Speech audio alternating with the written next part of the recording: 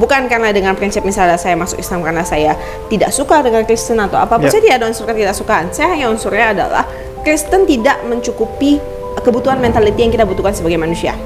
Itu kenapa saya stop. Saya stop untuk kebaikan for myself dan juga untuk ketuhanannya saya. Nah, prinsip ketuhanan dan prinsip pertanggungjawaban dalam Islam lah itu yang membuat saya benar-benar sadar memang Islam agama yang benar. Biasanya tuh ada sesuatu error yang disembunyikan, jadi dia harus memberikan janji semanis-manisnya. Jika tidak akan didengarkan atau tidak akan diikuti. Dan lihat di sini yang konsep yang paling salahnya adalah jika emang semua dosa kita dihapuskan, kita nggak perlu jadi orang baik semuanya. Lebih bagus kita menjadi orang jahat. Karena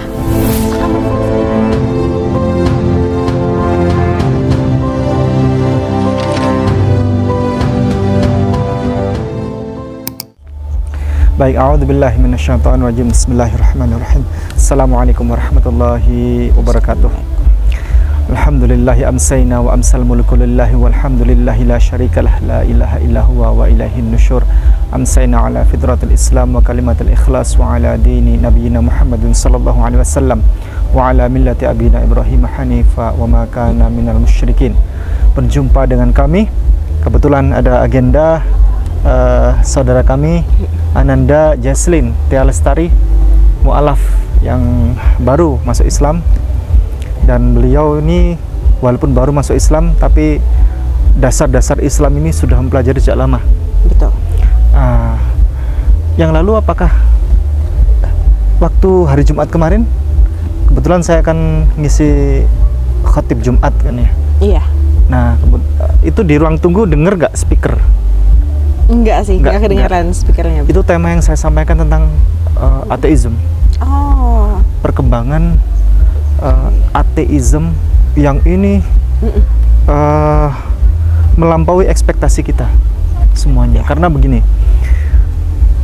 agama yang berkembang di dunia ini, yang berkembang pesat, ini dua nih sekarang. Satu Islam, dua agama yang tidak percaya agama. Betul. Yakni ateis. Ya. Kemudian konsep dasar Islam itu kan sederhana, ya. La ilaha illallah, artinya tidak ada Tuhan. Tidak ada Tuhan selain Allah. Kecuali Allah. Jadi la ilaha illallah itu, ini kan konsep dasarnya ateis kan, tidak percaya. Iya. Tidak ada Tuhan gitu kan. Iya, betul. Islam masuk di situ mudah sekali. Tinggal illallah, kecuali Allah. Iya. Jadi sebenarnya orang yang sudah mereka dalam pikirannya sudah ternodai oleh ateisme, dia sudah pikirannya berkecamuk dengan ateisme, itu sebenarnya sudah mendekati Islam. Dikit lagi. Oke. Berdialog dengan ateis itu jauh lebih mudah daripada berdialog dengan orang yang berdogma. Iya. Orang yang sudah berkecamuk dalam pikirannya tentang ateisme, dia sebenarnya udah deket sikit lagi kepada Islam. Karena tinggal ditambahin ilallah, saja sudah. Oh iya. Orang ateis, betul, ya, itu kan dua sisi kan. Betul. Dia tidak percaya kepada Tuhan. Ya, satunya ada Tuhan. Maka dia mencari ini Tuhan yang benar yang mana. Iya.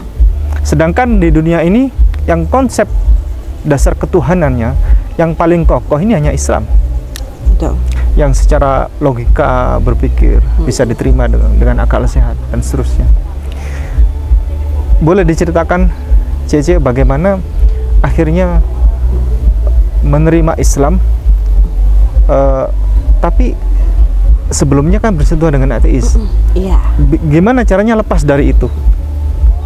Nah, dari saat saya sadar saya ateis itu sudah berlangsung cukup lama kayaknya. Jadi dalam posisi ateisme mungkin bagi orang yang tidak benar-benar langsung kayak menganut patuh itu, kita bisa secara automatically tanpa kita sadari kita bisa tiba-tiba berubah menjadi ateis ketika konsep pemikiran kita menurut kita logika itu melebihi segala-galanya. Nah, di saat kita memposisikan logika untuk derajat pertama itu, kita akan otomatis secara pelan-pelan kita akan jatuh ke ateisme. Karena jika terutama dari agama saya sebelumnya itu kita tidak bisa pakai logika. Kalau kita pakai logika salah semua. Kebanyakan salah semua dan semua itu tidak masuk akal untuk dilakukan. Hal-hal itu terlalu banyak metafora yang tidak memungkinkan untuk diaplikasikan dalam kehidupan nyata. Jadi kita akan back to real life. Jadi sebenarnya atheism itu saat kita memfokuskan the world is for me and the most important thing in here is me, myself. I, me and myself. Cuma ada itu. Tidak ada konsep Tuhan. Karena kita melihat hidup kita, mau kita sembah Tuhan, kayak kita sembah Tuhan, tetap saja begini. Jadi it's better to focus myself kan. Nah, dari perubahan saya dari atheism menjadi Islam adalah ketika ketika kita menjadi ateis, kita sangat terbuka terhadap semua filosofi. Karena menurut kita, untuk menguatkan ateism kita kan berarti kita berdiri sendiri. Dengan berdiri sendiri itu kita masih mengumpulkan istilahnya kayak mengumpulkan fondasinya sendiri dong. Kalau misalnya kita ada agama kan diberikan oleh agamanya kan. Nah, itu perbedaan. Alhamdulillah kita pindah tempat, pindah lokasi karena di luar hujan. Boleh lanjut, silakan. Tadinya sampai ke bagian tentang dari saya ateis berpindah ke muslim. Nah, jadi setelah konsep ateisnya saya itu sudah lumayan pakem dan saya akan mencari filosofi sebagai fondasi nih. Fondasi supaya diri saya kuat karena kita saat kita tidak percaya Tuhan itu, kita akan mengalokasikan seluruh kekuatan kita di mana ya kemampuan secara pikiran kita itu untuk mencegah hal-hal buruk terjadi pada kita. Karena kita sudah tidak percaya ada Almighty God. Berarti kita 100% bertanggung jawab atas semua yang kita lakukan sendiri. Kan? Dengan itu saya mulai belajar filosofi, terutama filosofi Yunani. Salah satu yang paling saya favoritkan itu adalah filosofi Stoicism.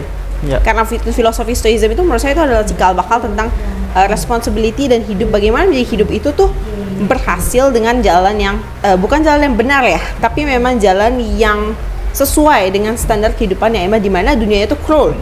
Di mana yang kita pahami adalah dunia itu adalah dunia yang kejam. Jadi bagaimana cara kita survive? Nah, itu di saat kita atheism. Nah, saya bisa masuk ke dalam Islam adalah karena di Islam juga kita diajarkan barang yang sama. Pertama, pertanggungjawaban atas perbuatan-perbuatan kita. Tidak ada namanya konsep kita dihapuskan dosa saat kita mohon maaf dan sudah kelar. Tidak ada. Penebusan dosa kita adalah dengan di Islam itu kita harus berbuat pahala kita, jadi kita harus menyeimbangkan balance kita. Istilahnya balance dosa kita dan balance kebaikannya kita, balance pahala namanya. Pahala itu yang bisa kita kerjakan melalui hal seperti sholat, hal-hal seperti kegiatan-kegiatan dalam Islam yang bisa menghasilkan sebuah pahala itu. Nah, pahala itu sendiri tidak cukup. Misalnya kalau kamu berbuat dosa yang sangat besar, kamu perlu menebusnya dengan hal yang sangat besar. Dan saya sangat acceptable dengan hal itu, karena hal itu sangat fair dan itu yang saya pegang selama bertahun-tahun. Selama saya tuh ateis yang saya tidak merasa, saya tidak mengakui ya. Tapi diri saya ateis, saat saya pelajari ciri-cirinya, saya tuh sesuai. Saya hampir sesuai 100% dengan ateism. Saya tuh sudah menjalani hal itu di kehidupan saya yang nyata dalam waktu yang kurang waktu yang lama. Nah, saat saya masuk ke Islam, itu ada konsep pertama yang saya sangat setuju, pertanggungjawaban terhadap dosa-dosa dari hidupnya kita. Kedua, yang paling menghit saya sangat benar adalah konsep ketuhanan Islam itu yang unrebatable, tidak bisa dibantah, tidak bisa dicari celah, tidak bisa dicari bagaimana, gimana ya caranya kita membatalkan bahwa Islam tuh Tuhannya bukan yang ini, itu tidak bisa, karena hukumnya sudah mutlak, hanya satu Allah, hanya itu saja. Dan cukup kamu tinggal pahami saja konsep ketuhanan itu, bahkan kamu tinggal baca saja dengan simpelnya, apa sih yang dipercayai, kenapa kita bisa sampai percaya Allah, sudah cukup.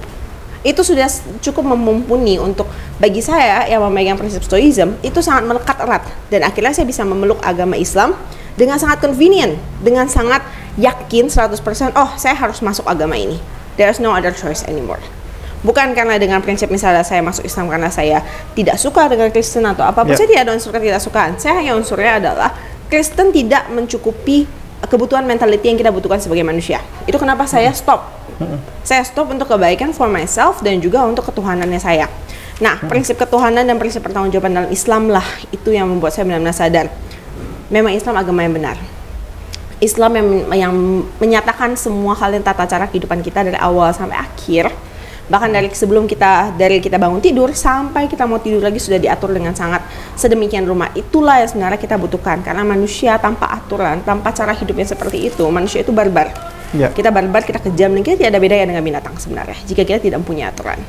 Terutama karena kita mempunyai kemampuan logis berpikir yang sangat berbahaya jika tidak dijalankan dengan keagamaan. Itu kenapa ada manusia-manusia itu bisa menjadi sangat amat kejam. Karena mereka memegang, mungkin mereka memegang prinsip ateism, karena prinsip ateism itu bagus. Harusnya ini mereka tuh bagus, karena mereka tuh menjalankan kita bahwa kita harus be responsible on our own life. Tapi responsible yang segala sesuatu yang terlalu berlebihan akan menjadi tidak baik, karena tidak ada Tuhan. kita akan sangat-sangat individualistis. Kita sangat individualistis sekali sampai pada akhirnya kita akan menganggap dosa itu is okay selama ada penjelasan logika, tidak apa-apa. Karena itu pembenaran dari diri kita sendiri, begitu. Ya. Ibrani pasal 9 ayatnya 26. Ibrani pasal 9 ayat 26. Iya. Sebab jika demikian ia harus berulang-ulang menderita sejak dunia ini dijadikan. Tetapi sekarang ia hanya satu kali saja menyatakan dirinya pada zaman akhir untuk menghapuskan dosa oleh korbannya. Jadi semua dosa dihapus.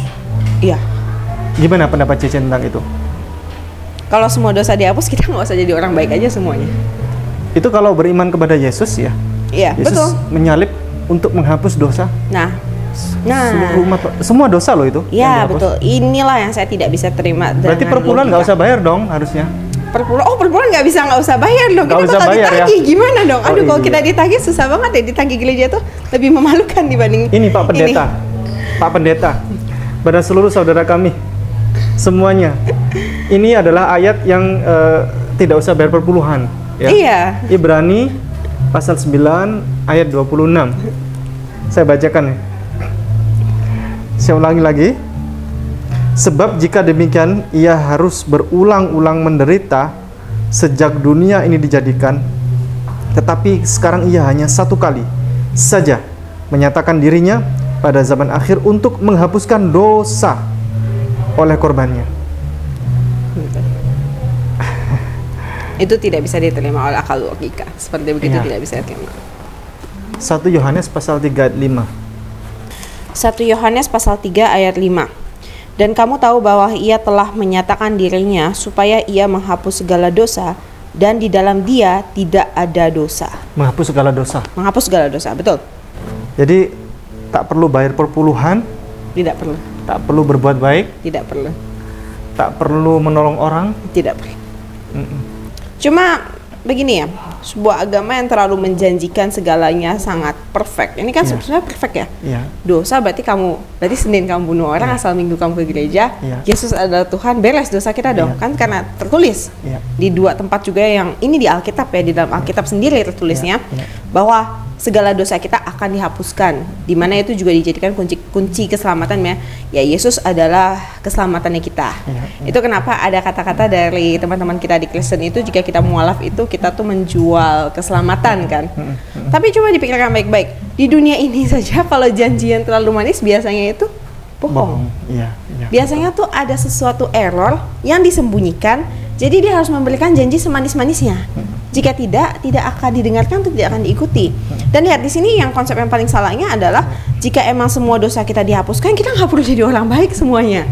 Lebih bagus kita menjadi orang jahat. Karena akan berfungsi, agama akan menjadi 100% itu harus dipegang. Karena kita semua jahat. Tidak ada agama, kita semua masuk neraka. Betul? Nah, sekarang kalau orang baik mereka emang misalnya mereka benar-benar menjaga dirinya kudus, mereka memang berusaha untuk menjauhi kegiatan-kegiatan yang berdosa, mereka berusaha untuk tetap patuh, mereka berjalan-jalan yang benar, jangan menipu, jangan melakukan apapun hal-hal yang menentang dengan hal-hal yang tidak disukai oleh Tuhan atau tidak disukai oleh Yesus atau tidak disetujui kan. Terus kan kita tidak ada dosa atau dosa kita sedikit. Terus datang orang yang baru membunuh atau kayak orang yang setiap hari itu kerjanya menipu orang. Dia datang posisi 2 sama. Yang baik dan yang jahat, dosa kita dihapuskan sama-sama. Posisi kita tetap di akhirat. Di surga itu posisinya. Di surga, betul. Di surga posisinya. Jadi kita orang baik, kita berbuat pahala sebagaimanapun juga tidak ada nilainya. There is no value di situ. Karena orang yang sama jahat ya, dan jauh lebih jahat dibanding kita akan mendapat posisi yang sama. Pada akhirnya tidak akan orang-orang baik akan letih gitu loh. One point menjadi orang baik itu butuh banyak pengorbanan. Harus banyak pertahanan, menahan diri sendiri. Oke, harus self repression. Habis itu kita harus berusaha bersabar, harus berbesar hati. Jadi orang jahat tuh gampang. Kita lakukan saja apapun yang we want. Yang penting hari Minggu kita datang, kita sujud, Yesus adalah Tuhan. Bahkan keluar dari gereja saja, selama kamu sudah menyatakan Yesus itu Tuhan, kamu melakukan kejahatan, dihapus.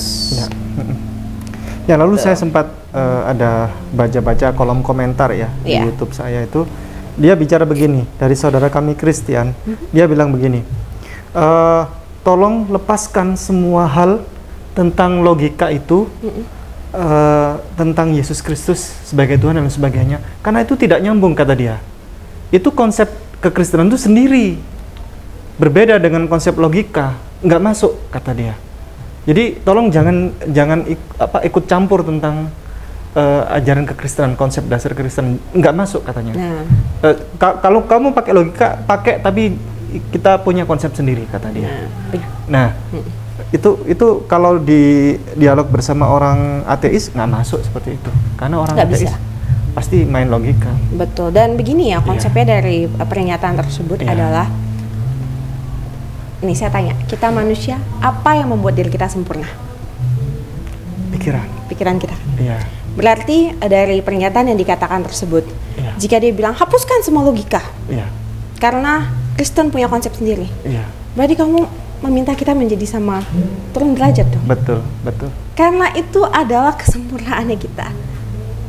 Binatang yang paling menyerupai, enggak, tidak ada binatang yang menyerupai manusia, betul? Karena manusia itu punya logika. Itulah kenapa segala sesuatu kalau dibilang hilangkan logikanya, kita itu budak. Budak itu tidak berpikir. Budak itu tidak melakukan apapun. Dan lebih parahnya adalah jika pernyataan itu mau dinyatakan ke semua orang percaya pernyataan seperti itu, kasihan, sayang Allah menciptakan manusia.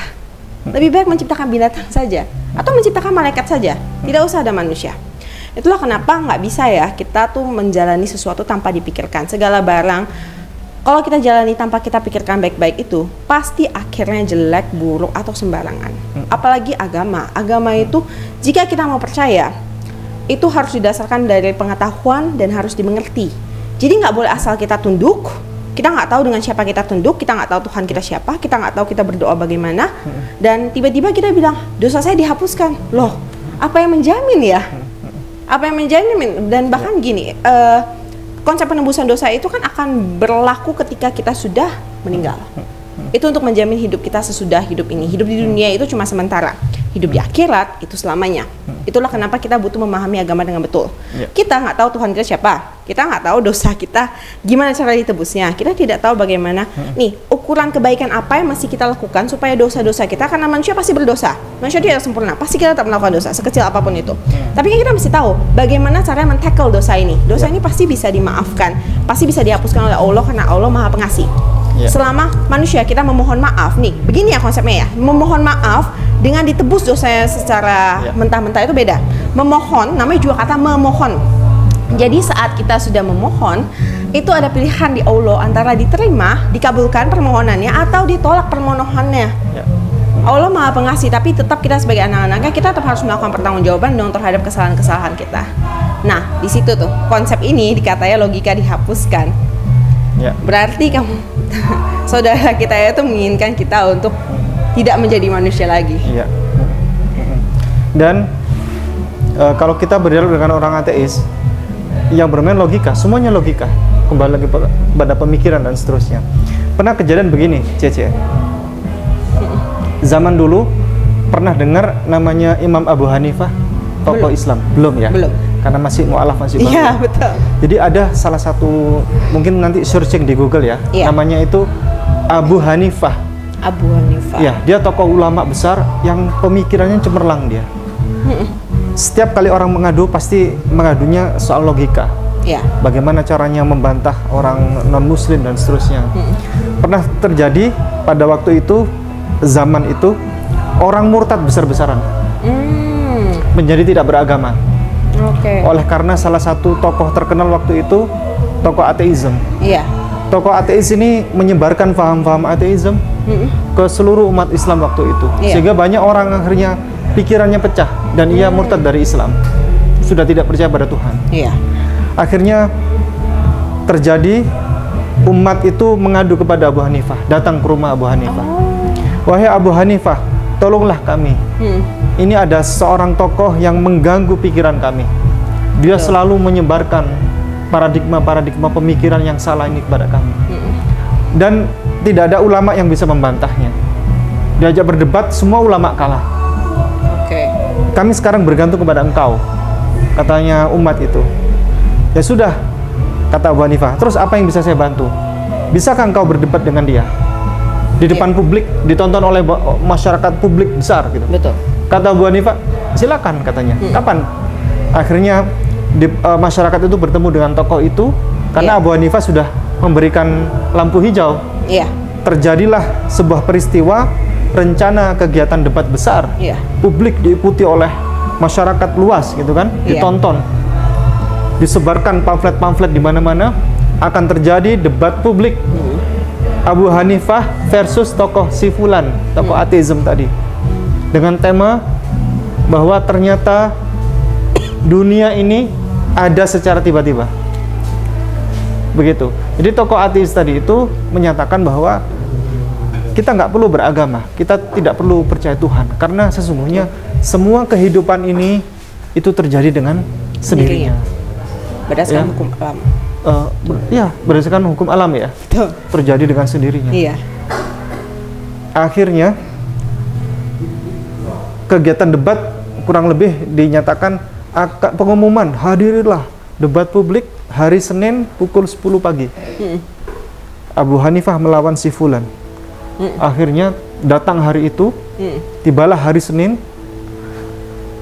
Masyarakat itu berkumpul, saking penasarannya, karena waktu itu viral masyarakat berbondong-bondong murtad. Masyarakat berkumpul ramai di lapangan waktu itu. Dan pukul 8 pagi, si tokoh ateisme tadi sudah datang dia sudah duduk. Dia siap dengan segala keadaan. Abu Hanifah ditunggu tidak datang. MC dari kegiatan debat sampai bingung. Ini bagaimana Abu Hanifah nggak datang? Jam 9 belum datang juga.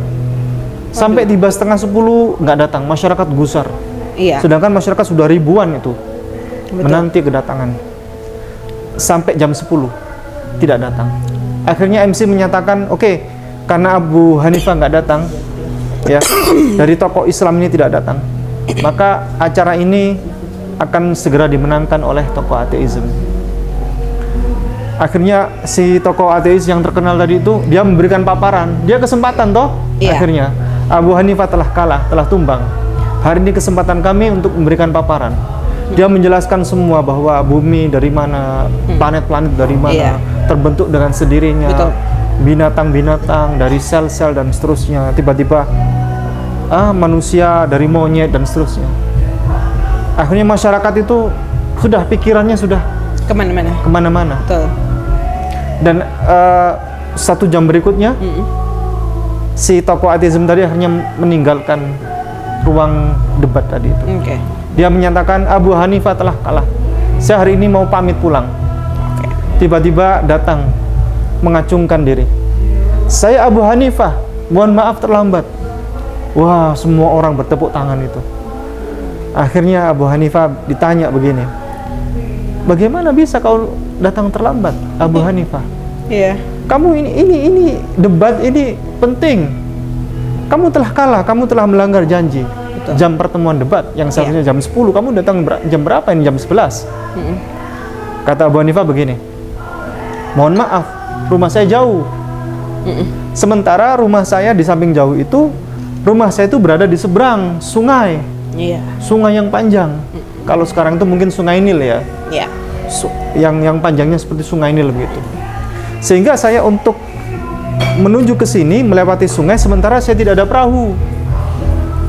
Akhirnya saya udah pasrah kepada Allah. Ya bagaimana tidak ada perahu, nggak bisa berangkat. Sementara jam sudah berjalan terus. Saya duduk, saya termenung sambil berpikir. Lah kok tiba-tiba pohon yang saya sandari itu dia bergerak, pohonnya bergerak, dia tumbang sendirinya dengan pelan-pelan, lalu terbelah, dia akhirnya menjadi perahu. Pohon tadi terbelah rapi jadi perahu dia. Tiba-tiba ada yang memberikan paku gitu kan, terpaku dengan sendirinya, nyambung dengan sendirinya. Kemudian ada terbelah lagi jadi dayung. Nah, kesempatan saya pakai ke sini. Dan akhirnya walaupun terlambat saya tiba datang di sini. Kata Abu Hanifah. Kata si orang ateis tadi, cerita Anda itu mengada-ada. Cerita Anda tidak masuk akal. Kata si orang ateis tadi. Abu Hanifah jawab apa? Abu Hanifah jawab begini, lebih tidak masuk akal mana? Cerita Anda bumi, langit, planet-planet semua tiba-tiba ada dengan sendirinya. Jerapah, semut, gajah tiba-tiba ada dengan sendirinya. Ya, binatang melata, binatang dan seterusnya itu semuanya tiba-tiba ada dengan sendirinya. Lebih tidak masuk akal mana dengan cerita saya tadi, cuman hanya perahu katanya. Akhirnya orang-orang itu tepuk tangan semuanya. Kata Abu Hanifah, saya sebenarnya sudah ada di sini sejak pukul 8 pagi. Dan cerita itu memang tidak masuk akal, memang tidak pernah ada. Sama seperti cerita Anda, cerita itu tidak pernah ada, kata dia. Orang tadi nggak bisa jawab. Logika yang bermain. Jadi kalau kita menggunakan konsep pemikiran yang tidak logis, terus kita mau pakai senjata apa, kan begitu? Ya. Demikian. Ada hadiah ini, ada hadiah. Minta tolong dibantu digeserkan hadiahnya. Ada hadiah buat Cece. Yang lain juga. Terima kasih. Karena Cece Jaslin suka baca buku, maka kita berikan hadiah buku. Terima kasih banyak. Ini adalah buku karangan almarhum guru kami tercinta Al-Ustadz Insan LS Mokoginta. Dia mu'alaf dari Katolik, berjudul Pembelaan Spektakuler Mu'alaf untuk Islam. Jadi buku ini beliau memberikan ilmunya itu keterlaluan. Keterlaluan apa? Dikasih semuanya sama dia. Dia sebelum meninggal dia menyatakan bahwa ini buku terakhirnya dia. Keterlaluan ilmunya nih, dikasih semuanya. Jadi pertanyaan-pertanyaan Kristen semuanya ada di daftar isi di sini. Dikasih semua jawabannya sama dia. Sampai Ustadz Kainama mengkritik buku ini. Kata Ustadz Kainama, Ustadz, itu bukunya kok keterlaluan sekali ilmunya, dikasih terlalu terlalu lengkap, kata dia. Ini. Misal, ayat-ayat Al-Quran banyak yang tidak rasional, tidak seperti Alkitab. Nah, ini jawabannya bagaimana? Wajah Tuhan kami bisa dilihat, Tuhan umat Islam tidak. Apa jawabannya? Ternyata ayahnya ada bahwa Yesus itu Tuhan. Oh, ternyata ayatnya ada bahwa Yesus Tuhan. Nah, terus ini Muhammad masih dikubur, tapi Yesus bangkit dari kubur hari ketiga, lalu naik ke surga. Jika ada jawabannya. Ada jawabannya. Semua ini. Ini ilmunya keterlaluan ini. Ustadz Insan ngasih ini. Ya. Ini pembelaan spektakuler mu'alaf untuk Islam. Ini buku judulnya Finally That Family Converted to Islam. Ini bukunya bagus. Bahasa Inggris. Oh, oke. Ya. Bahasa Inggris. Oke, baik, siap. Ini ceritanya bagus sekali ini. Tentang seluruh keluarga yang berpindah ke Islam. Awalnya mu'alaf satu orang. Hanya satu. Dimusuhin sama keluarganya. Tetapi begitu dialog-dialog lama, seluruh keluarganya masuk Islam. Ini cerita nyata terjadi yang mensyahadatkan langsung Ustadz Insan Mokoginta. Ini cerita fakta ya, real. Oke. Kisah nyata. Ini yang versi Indonesia, tapi nggak perlu saya kasih ya, karena sudah ada yang English ya. Ini ternyata sekeluarga itu akhirnya masuk Islam. Ini menjanggah hujatan terhadap ibadah haji. Orang Islam dituduh pagan dengan adanya Ka'bah. Ya, dianggap menyembah batu dan lain sebagainya, padahal tidak. Ya, Ka'bah itu adalah simbol persatuan umat Islam seluruh dunia. Dia cuman arah, karena di dalam Alkitab juga ada bagaimana kita beribadah itu harus mempunyai kiblat. Ada di sini. Cuman saudara kita dari Kristen Katolik menganggap orang Islam pagan katanya. Jadi ini menyanggah hujatan terhadap ibadah haji. Permisi. Terus ini buku, ini bagus ini. Indeks Kesalahan Alkitab. Indeks kesalahan Alkitab dirangkum dalam buku kecil ini. Bahkan kesalahan angka-angka dan seterusnya itu. Ini komik juga bagaimana berdakwah dengan Kristologi. kepada orang-orang Kristen ya. Oh semuanya kebanyakan. Oh Ustadz Insan Insan LS Mokoginta juga ya? semuanya. Kalau Iya. ini muridnya beliau. Ini? Ya, Kak Mulia di Samuel. Oh. Baik, oke, terima Baik. kasih. Kita akhiri. Barakallahu fikum, jazakumullah khairan katsiran. Assalamualaikum warahmatullahi wabarakatuh. Salam.